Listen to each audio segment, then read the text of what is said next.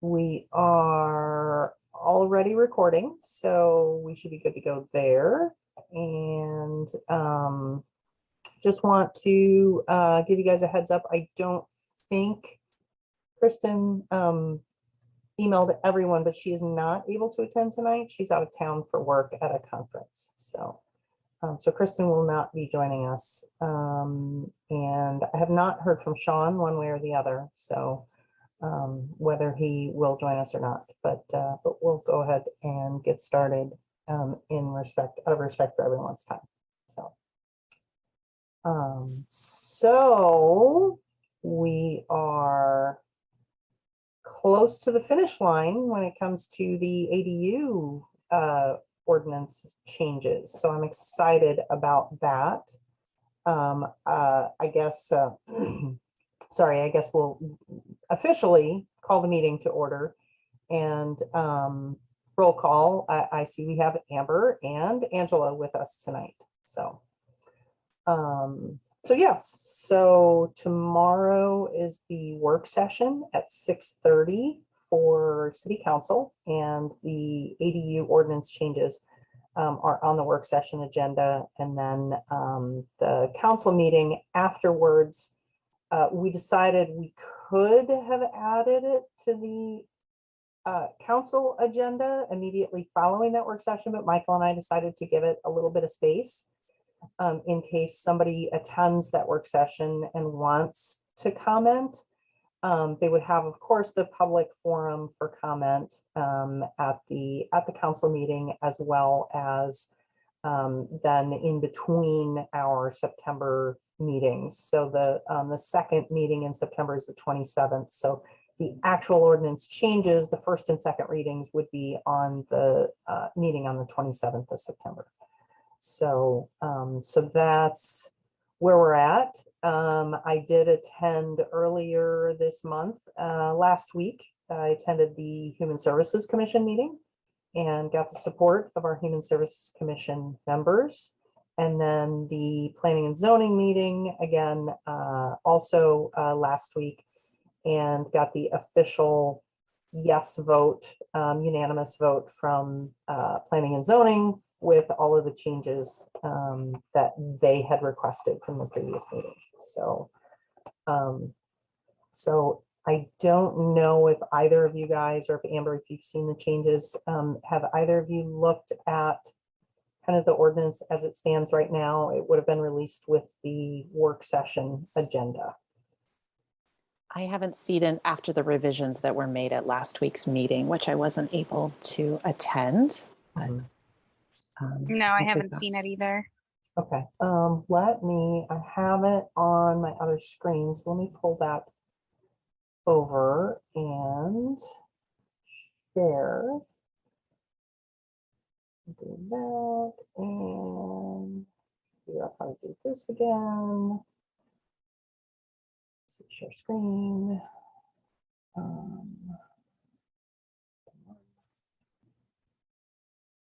Share.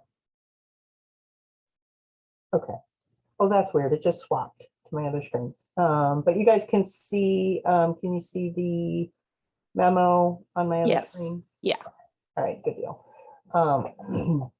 So after the August meeting, there were some changes that Planning and Zoning had requested.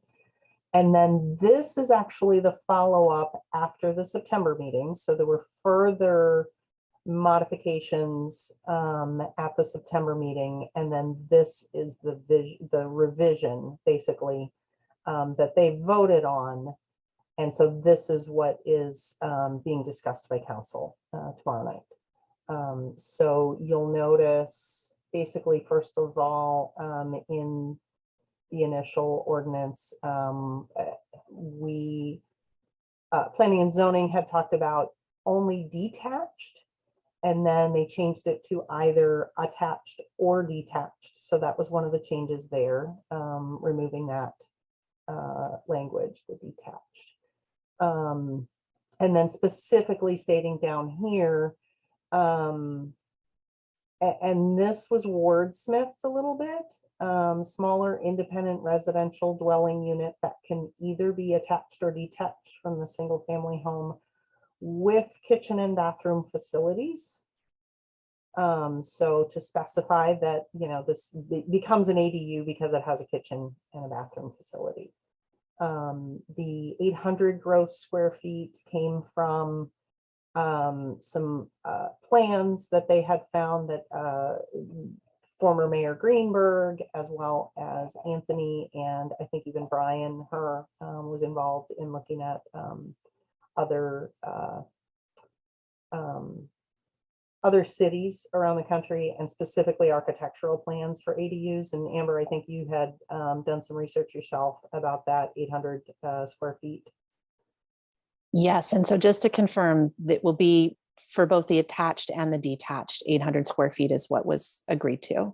Yeah, for and both that was uses. a discussion, a conversation that came up at last week's meeting, because we had conversations around differentiating between the two, and then decided that it was really sort of overcomplicating, because you still have to follow setbacks and things like that. So it felt like it was a little much to differentiate between attached or detached.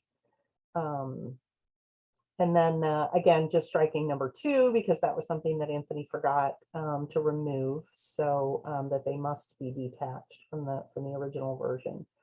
And then specifically, so again, not permitted in the front yard is item number 2 now. Number 3 still has to go through design and review board. Number 4, short-term vacation rentals are prohibited. That was something that planning and zoning felt very strongly about. And then number 5, the parking is something that we've had a lot of conversations around, and I expect that there's going to be conversations around parking at the work session. So, so that is definitely something that, again, planning and zoning have felt pretty strongly about not requiring additional spaces, because the minimums for single family zoning already require 2 spaces. So since this single family residence zoning requires 2 spaces. So we felt, or planning and zoning felt pretty strongly that they did not want to add to that. And then means of ingress or egress for emergency services, maximum 1 ADU per lot, so that people aren't, creating little mini encampments. And then the setbacks. So we did change the rear yard setback to 5 feet, because then that is correlates with the garage setback, which is also 5 feet. Still needs to be 10 feet from any other structure. So, we feel like, again, that the way everything is written is sort of as permissible as possible, while still requiring that the entire process go through the conditional use permit process. I will say, again, a couple of things that came up at the last planning and zoning meeting was the conditional use process is maybe still confusing. And so that's something, when I met with Anthony and Michael on Friday of last week, we talked about creating a cheat sheet. So sort of like they have for someone, wanting to build a fence or, pour a new driveway, things like that. So to create kind of a 1-pager cheat sheet, not only for someone requesting an ADU, but also something that can be posted on the website. So if a neighbor has questions about, once they see that notice, that public notice go up, if they have questions about it, they can easily find that on the city's website. So that's one thing I think just in general is going to be a good improvement to the process that came up as part of planning and zoning.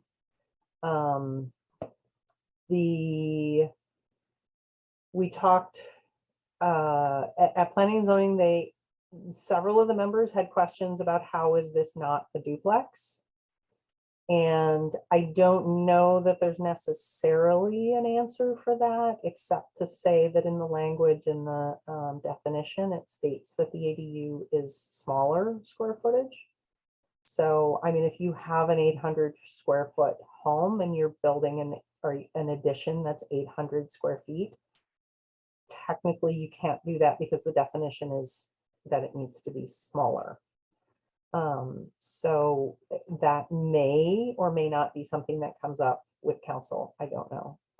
And then finally, something again that Anthony and Michael and I talked about on Friday was how to improve the public hearing process to make sure that this is communicated appropriately to all of the neighbors so that they have the opportunity, especially because we're not adding a requirement for parking. We want to make sure, again, that this process is as transparent as possible, that the community has as much opportunity, that those impacted, the neighbors, have as much opportunity to comment as possible. So one of the things that we're going to change in the final version is that instead of the notices going out to neighbors within 300 feet, we're going to increase that to probably 500 feet. And again, that'll be determined by what council wants. Because from my thought process is, you could have an ADU in the middle of the street and 300 feet doesn't get you very far in some of our longer blocks. And the parking potentially, the problems caused by parking could potentially stretch farther than that 300 feet radius. So, so I think that was, again, another good compromise that's probably going to be in the final version. So, and Sandy, just to confirm, the city has already updated the process of notification so that it goes to tenants, not owners. It'll go, the letter goes to the occupant, not correct. to necessarily the owner of the home. Okay. Yes. Yeah, correct. So that, I mean, honestly, that is all of the notes that I had. So question on this, just because it's the first time I'm seeing it. So someone can have an accessory dwelling, but they're not allowed to live in it. So back to that duplex question, like how would that even work? Like if someone, because it says here in the section 5, it's unlawful for any person, firm, or corporation to occupy an accessory building for purposes of residency.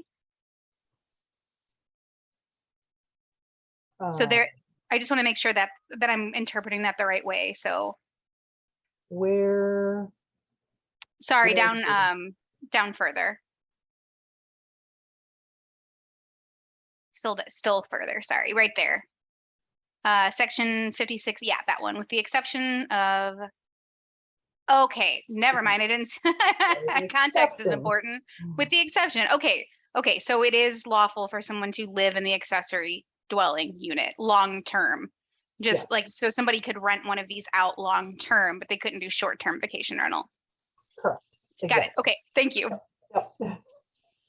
Yeah, and that's, that again, because this was specifically prohibited of having two dwellings on the same property, unless you were in a multifamily residential zoning or unless you had a conditional use permit. So, all of the duplexes or 4 families that happen to be built in the middle of single family residential that we already have, those actually have continuous conditional use permits because they're non-compliant with the current zoning. So, and then I guess just again, for clarification purposes, this is if the house gets sold, we go right back to the drawing board.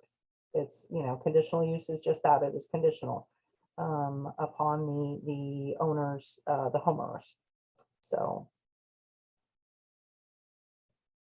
so let me stop sharing my screen if I can figure out how to do that again. Okay, now.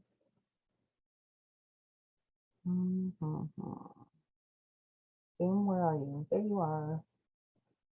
Viewing controls. No.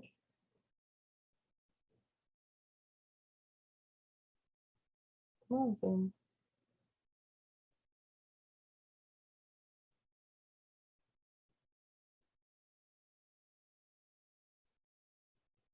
Okay, sorry, now I can't stop sharing my screen because it swapped it to the other one. That meeting controls tab should pop up the bar that allows you to stop sharing. Yeah, except it's not. Let me try this again. Let me try it over here.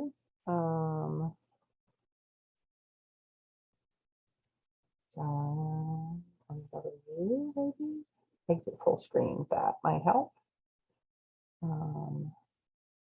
Now let me try the meeting controls. Oh, this is super annoying. Sorry, guys.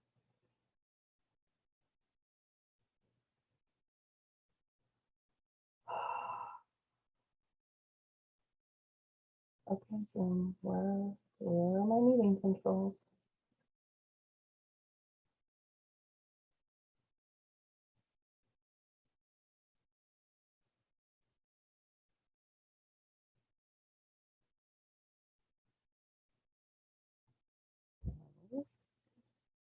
Here.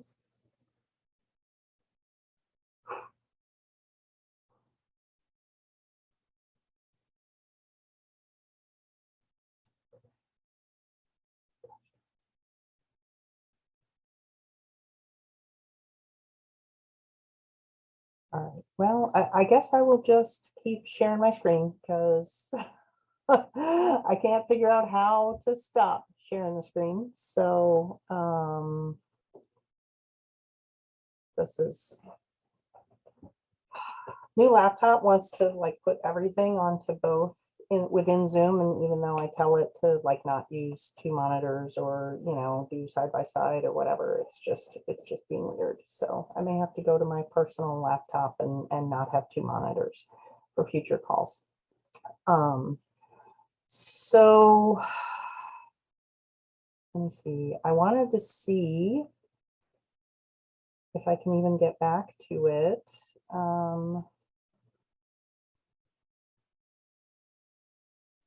I don't know, can either of you guys see if there are attendees, if Jim is out there in the Zoom land? Jim Bryan?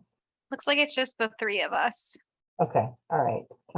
Because yeah, he had mentioned that he wanted us to discuss, let me move this over since I'm sharing on that screen, allowing ramps as permitted obstructions. And I kind of thought that he may actually attend and give us some more information about that and kind of what the thought process was. So so I don't know, Amber, if you have further information since you've been at least in attendance at one of the meetings that Jim was at where he brought this up, or I think two different meetings where he brought this up.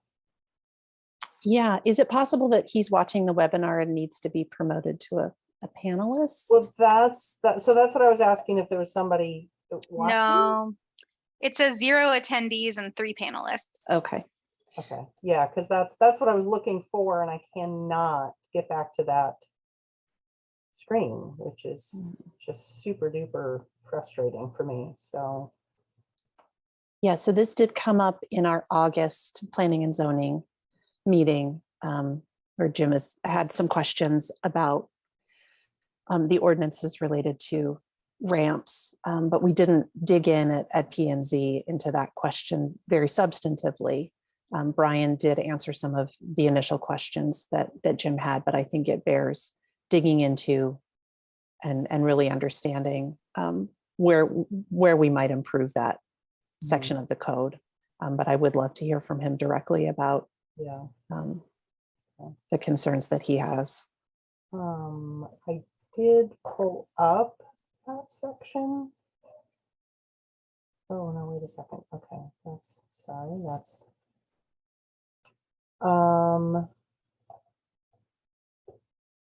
let me see if I can move this over a little bit.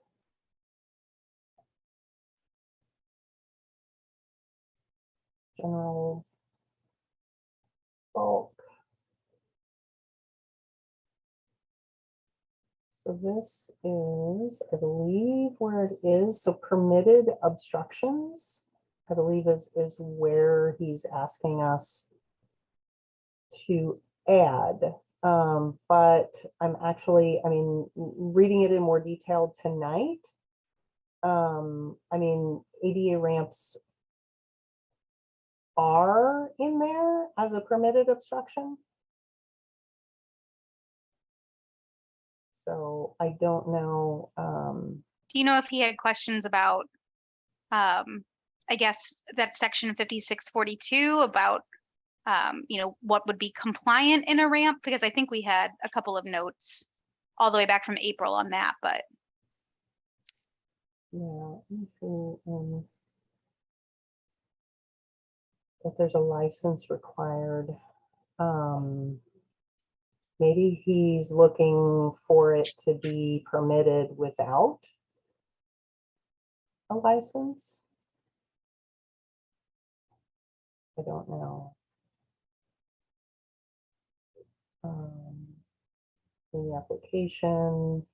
I think one of the things that Anthony had mentioned, at least while I was in attendance, that it was before it was added as permitted, that it was that they were being denied by the Board of Adjustment. And so then when it became basically the approval process through the city, which administratively they can approve it through the city, that there hasn't been one that has been denied. So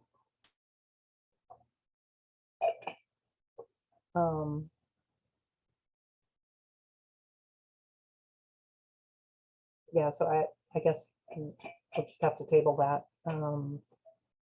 until there's more information. So in addition to that, that was, you know, kind of to bring you guys up to speed on what was going on as far as council. And then we certainly, some of the things that came up since last month's meeting were, you know, how, and actually, I think it was also during last month's meeting, Kristen was asking about how much longer do we see this committee working and kind of what the next steps are. So, so I want to throw this out there to you guys, really just, again, where, how much time commitment is this, you know, an hour a month still working for everybody? Is it, I would think that moving forward, we should sort of circle back around to some of the things that we've already talked about and kind of put in our Google Doc, and then maybe bring that back to planning and zoning. But like I said, I want to throw it back to you guys and get your thoughts on what you think we should do next.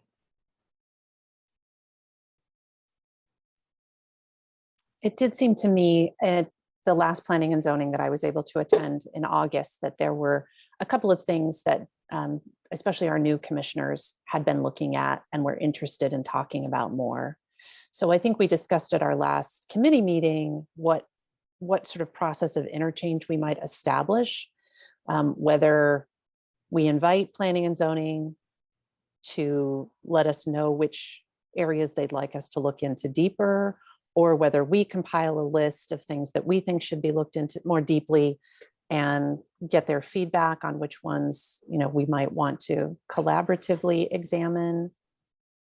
It did seem to me that there was some willingness on the part of the commissioners to engage in this process from their side. And I think there are some, you know, including the ramp conversations and things that existing commissioners might want to focus on. I don't know exactly what those are, but I wonder if there's a way to kind of lift those up and go through a process where we can identify them. Yeah, I think it would be great to get some ideas from planning and zoning of where to focus, just because the document is so long and we have put lots of notes in, but the prioritization of it is a little bit difficult when we're meeting once a month for an hour and, what are we going to talk about next? So I think if they could help lead that charge with us a bit, that would be great. And whether it's them coming to one of our meetings or if we should go to one of theirs, or I know Amber, you go to lots of these meetings. So I think that collaboration would be really helpful. Mhm. Yeah, I'm definitely open to suggestions. And Amber, since you're part of both the committee and the commission, I will say that when we talked about sort of specifically changing things, one of the things that did work well prior to this committee, when we went through all of the commercial zoning, it was basically everyone did their homework in between meetings, and then everyone for planning and zoning literally came with their printouts and all of their suggestions, and that was kind of the process of hashing things out, which is kind of what happened with this. So, when you have 6 people or 7 or 8 people sitting in a room together, it's definitely way easier to have those conversations and way more time and a more effective use of everyone's time to have those conversations in person rather than everyone sort of working in a silo and just adding comments into the Google Doc. I'm not finding that the Google Doc was, I think it was a good place to start with. But we may be past that already. So I think the idea of either, like you said, having them, a couple more of the commission members who really want to work on this, join our next meeting to give us some sort of, or, in between, to give us some ideas of where else to look, and then also attending in person to sort of hash out some of those language changes and things like that. So. Should we give ourselves some homework between now and our next meeting for each of us to identify areas that we think we could look at more closely? Yeah, I think that's a great next step. That, if some of the commission members are going to have their priorities, that we should also do the same. So since, some of us have been working on this for a while.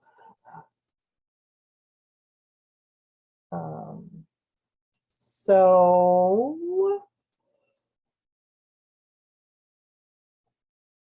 is that something, do you guys just want to email the group as sort of a group email rather than adding it to a Google Doc, or how do you think is the most effective way to communicate those?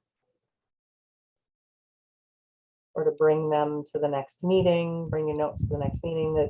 I guess the challenge I have with that is if you have priorities and then you're not able to attend, then, I want to make sure that someone is able to communicate that. Yeah, I think bringing them to the next meeting is a good idea.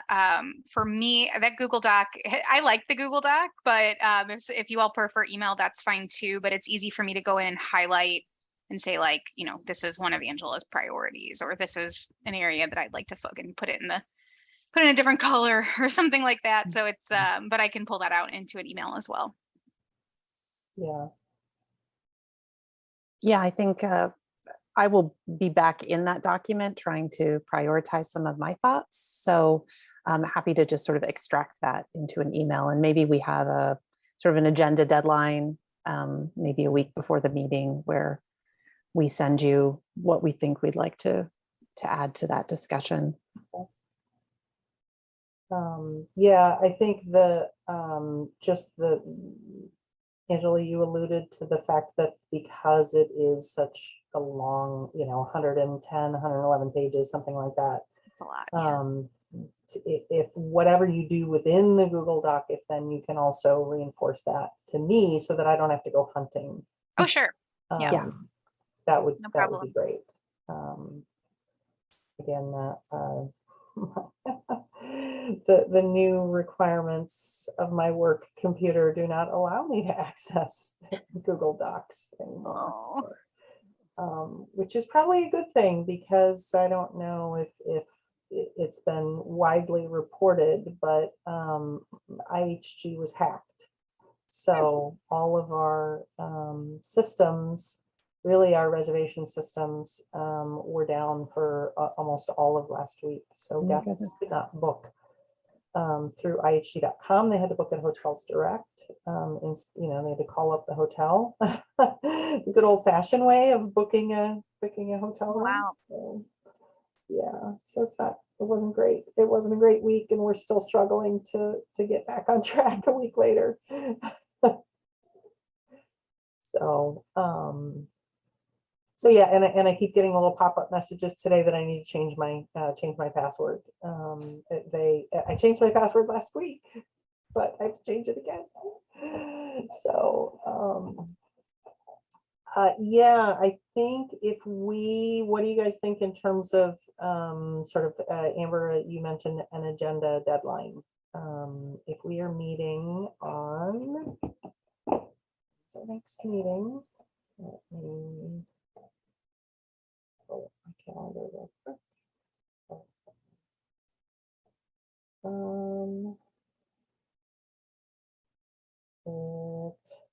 Yes, October 10th, which is the second Tuesday in October. So should we say by Monday, the 3rd, close of business? Yeah, that'll work. Okay. That's actually our P&Z meeting that night. So Oh, yeah. maybe I can get some feedback there for what the commission members want us to be looking at. That is a good suggestion. I will definitely mention that to Anthony as well, to sort of, put feelers out there to everybody and say, hey, here's the next step. So October 3rd. And then, yeah, if that can be an agenda item for P&Z, then that brings up the conversation, and I can probably also attend that meeting as well. I have a feeling that I'm probably going to be in attendance at the majority of the upcoming P&Z meetings, just to sort of see this process through, at least for the next 6 months while I'm still on council. So, and I don't have confirmation that we will be meeting for sure. Again, we don't usually know that until about a week before, depending on what the packet is, but that's when we're scheduled. Yeah, good point. Although, I think there is a commitment, at least from those that I've talked to, that, if you don't have anything on the agenda, then still meeting and having these sorts of conversations around, what does need to be addressed, what can be changed, how can we move the process forward. I know I had a conversation with Colin after the last meeting about the strategic plan for the city, which is the Planning and Zoning Commission is in charge of that. And that has not been updated for many years. So, so I think that's, certainly something that could be considered as a sort of a standing agenda item, that if you don't have anything else, that's something that could always be discussed. I don't want to put words in Anthony's mouth or Michael's, but I don't know if you guys know, but Richmond Heights actually just started their process of updating their city's strategic plan. They had open houses or an open house 2 weeks ago that Michael and I both attended. So they're starting that process as well. I think they're in about the same situation that we are, that hasn't been updated in probably 20 years, maybe something like that. So all right, so if there's anything else? Nothing else that that you guys feel like we need to cover tonight?